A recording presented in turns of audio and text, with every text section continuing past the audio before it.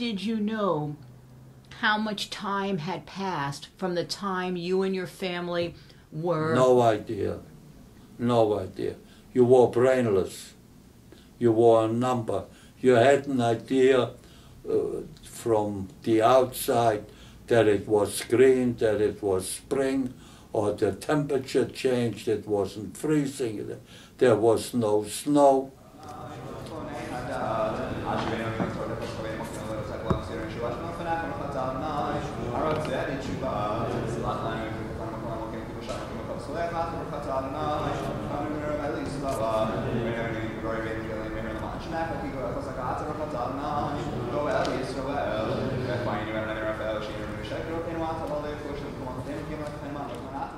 In the morning prayer, at one time it says, when you go to sleep at night and you pull your cover over your head and you cry.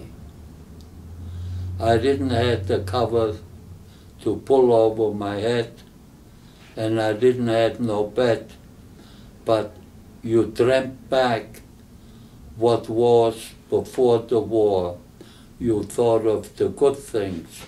I remember when we were in Theresienstadt, we were only to go to my parents. I was and my brother in the Jugendheim. We had to work and my parents were with my grandmother was separate.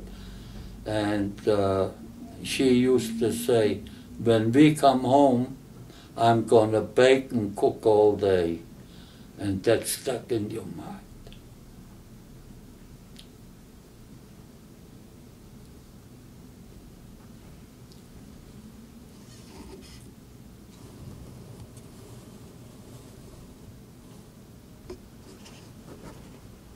Transports left, nobody knew where they went or anything. Just like when we left, we didn't know where we were going. I came with my parents and one of my brothers in 1942 to Theresienstadt, and in May 1944 we came to Auschwitz, and soon as we got there, when they opened up the doors at night, my father said, here we are where the others came already a long time ago. No sooner did he say that, we got off the train and we were separated from my parents, and before my father left us, he said, I won't make it, but you will make it. And if the war is finished, you go back to our hometown and be proud of your name. No sooner did he say that, they left, and my brother was also pulled away. I had no idea where they went, but unfortunately, my parents died the same night, or were vergassed, or whatever you want to call it. And I was next door in the barrack, and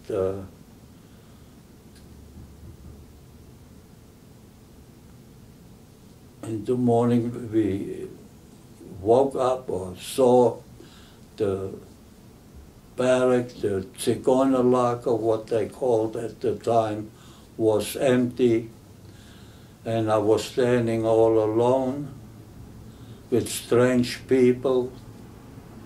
I was a young man. I was born in 1927, so I was not even 17, and from Auschwitz, after a day, I was transferred to Sosnowitz, where I worked in a cannon factory, which was very rough, and we used to push the big cannons into a hot oven, and if you didn't do fast enough, sometimes they threw you into the fire. Once in 1945, in March, the Russians came closer to Sosnowiec, which was Poland, and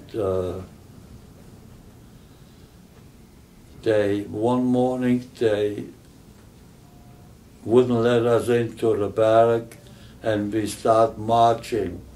We left roughly, I don't know exactly, with about 3,000 prisoners or whatever you want to call it. And we marched in the snow and the ice. And there was one, Captain Wolf, somehow, maybe I was the only German Jew in there who helped me, who gave me part of his food. And at night, when we went into a barn, and he used to say, "Nicht schlafen, nicht schlafen." And we came to Mauthausen after several days with just a few hundred people. And once we came to Mauthausen, one SS man at night pulled me out and put me into a separate room on a bench.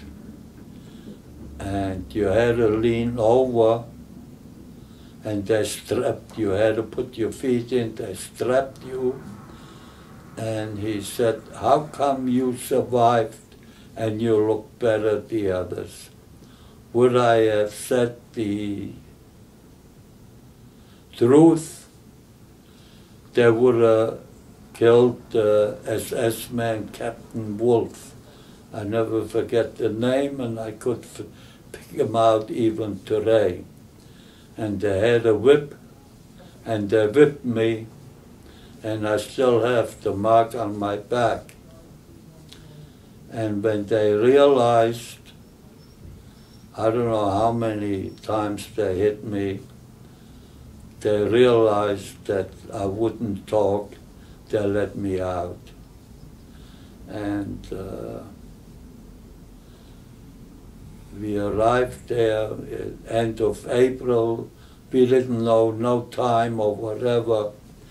We came to Mauthausen, like I said earlier, and again we saw the Canadian planes, the American planes. We were on top of the hill going into Linz or Graz. We didn't know what they were bombing, and a couple of SS men said to us, "If you think you're going to get out alive, we're going to kill each and every one of you."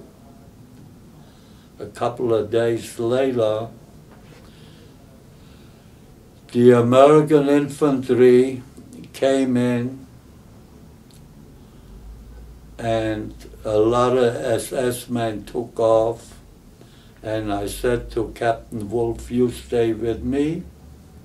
And when the Americans came, I said to one, I don't know what his position was, and I said, "This person is responsible for me to stay alive." And they gave him plain uniform, and they let him go. Where he went, I didn't know. Then there was a lot of hungry people. The barracks stank because they had either diarrhea or what. And I had enough sense not to go into the barracks because you don't know what they had, what made me stay out of it. I was a young boy, and at one day after 1 day, 2 days, an American soldier came over to me, and I wore the Häftling's uniform, the black and white stripes, and he came with a pair of short pants and a jacket, and he said, "You put that on," and he says, "Don't eat the food what you get from the canteen." And he brought me little food, and he really helped me on my feet. One day he came to me and he says, where do you come from? Do you have any idea where you come from? I said, yes. And I told him that my father said, should I be split up from my brother, we should go back to my hometown. And he put me on a train into Germany, and he told the conductor, if you don't take care of the person, I'm gonna get after you.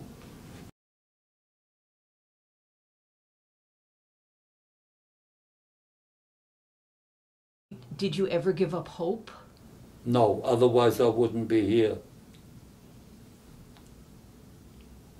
Did you lose faith in God at any point in seeing what you did? No.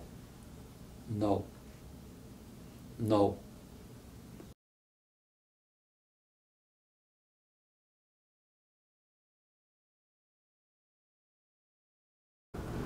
The woman who he slept by, his sister, was a maid or whatever by my parents. And I went there, and my brother was still sleeping, and I opened up his eyes.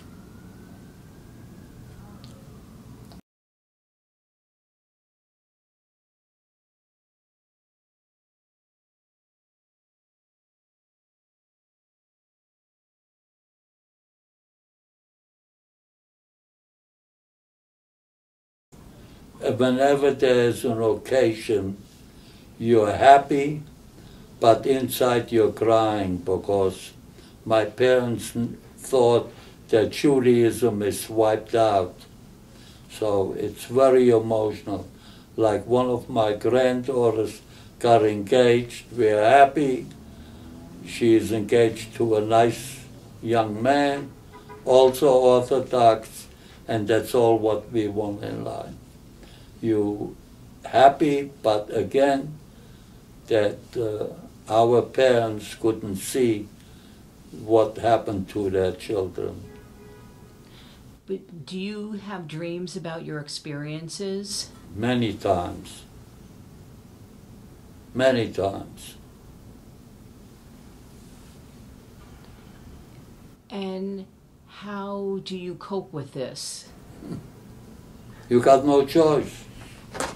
You got no choice. How can you say you got no choice? You can't forget what happened. Even so, people say you gotta look ahead, but it's in the back of your head all the time.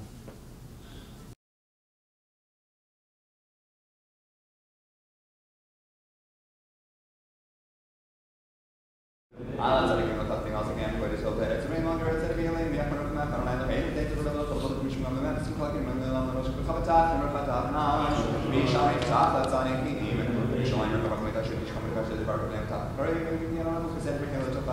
know,